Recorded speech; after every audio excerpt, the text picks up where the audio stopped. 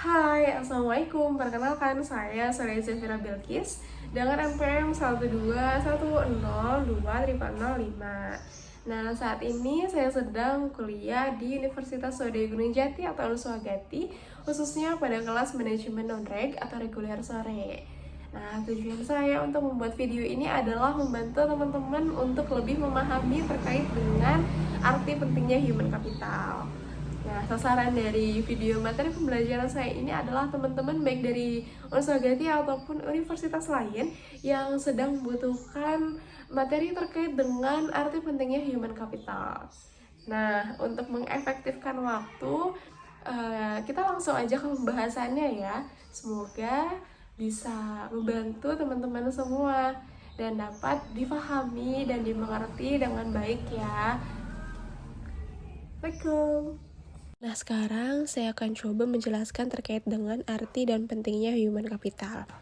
Jadi, istilah human capital ini pertama kali dikemukakan oleh seorang ekonom bernama Theodoris Kautz yang berpendapat bahwa peningkatan kesejahteraan pada perusahaan itu tidak tergantung pada tanah, peralatan, energi, sumber daya, melainkan pada kompetensi pengetahuan dari pegawainya. Nah, kemudian ia mendeskripsikan posisi human capital sebagai kemampuan sumber daya manusia yang diperoleh melalui investasi pada sumber daya manusia, yang mendeskripsikan bahwa human capital ini terdiri dari 4 hal, yaitu yang pertama ada kemampuan, kedua perilaku, yang ketiga ada usaha, yang keempat ada waktu, dan semuanya ini dimiliki dan dikendalikan sepenuhnya oleh pegawai. Untuk mendeskripsikan human capital sebagai kombinasi dari keempat faktor tersebut, maka dapat disimpulkan sebagai berikut. Yang pertama, karakteristik atau sifat yang dibawa pada pekerjaan, misal intelijensi, energi, sikap positif, keandalan, dan komitmen. Kemudian, yang kedua, ada kemampuan seseorang untuk belajar, yaitu kecerdasan, imajinasi, kreativitas, dan bakat. Yang ketiga, ada motivasi untuk berbagi informasi dan pengetahuan, yaitu semangat tim dan orientasi tujuan. Selanjutnya ada peran human capital. Yang pertama ini ada sebagai kunci keunggulan organisasi. Kunci keunggulan organisasi ini terdiri dari 3 kelompok utama dari aset perusahaan, yaitu yang pertama ada aset finansial, misalnya uang tunai dan surat berharga. Aset ini disebut dengan financial capital.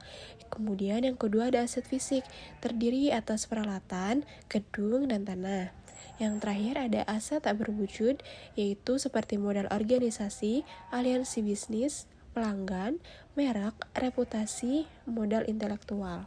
Nah, selanjutnya ada hubungan kompetensi karyawan dengan human capital. Dalam meningkatkan kompetensi karyawan, tantangan utama yang harus diperhatikan yaitu kompetensi ini harus sesuai dengan strategi bisnis, dan kompetensi perlu diciptakan melalui lebih dari satu mekanisme.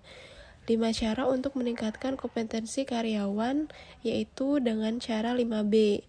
B yang pertama adalah buy atau membeli, adalah mengganti SDM yang lama dengan yang baru dan memiliki kualitas yang lebih baik. B yang kedua adalah build atau membangun. Investasi dilakukan terhadap sumber daya manusia untuk meningkatkan kualitasnya menjadi lebih baik. B yang ketiga adalah borrow atau meminjam, adalah penggunaan konsultan atau partner efektif yang memungkinkan berbagi pengetahuan dan desain kerja baru. Kemudian B selanjutnya adalah bounce atau melambung, adalah perusahaan harus mengeluarkan karyawan yang bekerja di bawah standar. Dan B yang terakhir adalah bind atau mengikat, adalah mengikat karyawan jangan keluar, merupakan tindakan kritis pada semua tingkatan. Nah, selanjutnya ada transformasi peran divisi sumber daya manusia. Model konseptual yang dikemukakan oleh Ulrich menggambarkan bahwa transformasi divisi peran sumber daya manusia yang didasarkan pada 2 dimensi utama, yaitu dimensi operasional dan dimensi strategik. Dari 2 dimensi ini muncul 4 peran SDM, yakni strategic partner, administrative expert, employee champion, dan change agent. Strategic partner, yaitu Departemen SDM, harus mampu menjadi partner bagi manajer lini dan manajemen lainnya dalam mengeksekusi strategi dan membantu merealisasikan perencanaan. Yang kedua ada administrative expert, adalah membantu tercapainya efisiensi administratif dan memastikan bahwa kos dapat dikurangi dan kualitas tetap terjaga secara kontinu. Kemudian selanjutnya ada employee champion, di mana Departemen SDM harus dapat menunjukkan komitmennya terhadap manajemen dan pada waktu yang sama berusaha meningkatkan kontribusi karyawan yang lebih besar. Dan yang terakhir adalah change agent, yaitu Departemen SDM harus dapat menjadi agen perubahan yang kontinu, membantu proses dan kultur secara bersama, meningkatkan kapasitas organisasi untuk lebih baik. Selanjutnya, di sini ada tingkat kompetensi dalam sistem pengukuran human capital. Yang pertama ada activity level, yaitu pengukuran aktivitas rutin sumber daya manusia, seperti rekrutmen, pemberhentian, promosi, dan lain-lain untuk syarat laporan internal. Kemudian yang kedua ada functional level, yaitu kolaborasi dengan unit fungsional organisasi. Misal, divisi dalam mengukur aktivitas, mengumpulkan dan menerjemahkan data dan mengambil tindakan koleksi. Yang ketiga di sini ada strategic level, yaitu tingkatan analisis tertinggi, sehingga dapat memberikan gambaran perusahaan secara penuh. Nah, dari ketiga tingkat kompetensi di atas, dapat kita ketahui bagaimana melakukan pengukuran nilai human capital pada ketiga tingkat tersebut. Selanjutnya ada perubahan paradigma karyawan. Pandangan perusahaan yang hanya pada kos saja dalam pengelolaan human capital itu harus ditinggalkan. Artinya, di sini investasi dalam sumber daya manusia ini dipandang bukan sebagai biaya saat ini, melainkan investasi aset masa depan. Nah, langkah untuk perusahaan mengubah pola pikir, yang pertama ada seberapa besar pengeluaran investasi yang telah dikeluarkan perusahaan untuk sumber daya manusia. Kemudian, bagaimana tingkat return of investment atau ROI atas investasi tersebut. Dan yang ketiga, dapatkah dari beberapa investasi tersebut dialokasikan kembali untuk mendapat ROI yang lebih baik? Nah, selain itu, tantangan juga datang dari investor. Jika mereka membutuhkan informasi untuk membuat keputusan tentang sumber daya manusia, sehingga mereka memiliki gambaran perusahaan yang komprehensif dan dapat memprediksi kemampuan perusahaan dalam menciptakan nilai di masa depan. Nah, selanjutnya ada mengidentifikasi human capital. Dua hal yang mendukung kontribusi investasi human capital ke dalam perusahaan.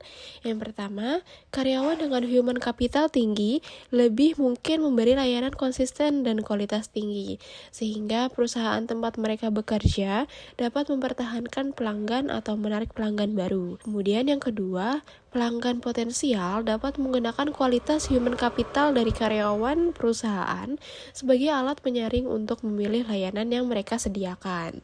Nah, untuk keberhasilan perusahaan, proses atau bisnis apapun itu tergantung pada 3 keterampilan, yaitu yang pertama ada commodity skill, yaitu kemampuan tidak spesifik untuk bisnis tertentu, sehingga dapat langsung diperoleh dan lebih kurang sama nilainya bagi setiap bisnis, misal kemampuan mengetik atau kemampuan komputer. Yang kedua ada leverage skill, yaitu pengetahuan yang meskipun tidak spesifik untuk perusahaan industri, tetapi relatif lebih berharga bagi perusahaan tertentu daripada perusahaan lain. Misal, programmer di bank berbeda nilainya dengan programmer di perusahaan komputer. Dan yang ketiga ada proprietary skill, yaitu pengetahuan spesifik bagi perusahaan, misal hak paten dan merek. Nah, penjelasan dari yang sudah saya jelaskan tadi, semoga bisa membantu teman-teman untuk lebih memahami lagi terkait dengan arti pentingnya human capital, lebih mudah ya. Dan semoga human capital ini bisa kita terapkan juga dalam sehari-harinya, dalam kita bekerja, baik pada suatu perusahaan atau yang lainnya. Sekian video materi pembelajaran yang saya buat. Semoga ini bisa bermanfaat bagi teman-teman. Apa yang baik dapat dicontoh, tapi mohon maaf bila masih banyak kesalahan dalam penyampaian. Terima kasih, selamat jumpa kembali di video selanjutnya ya.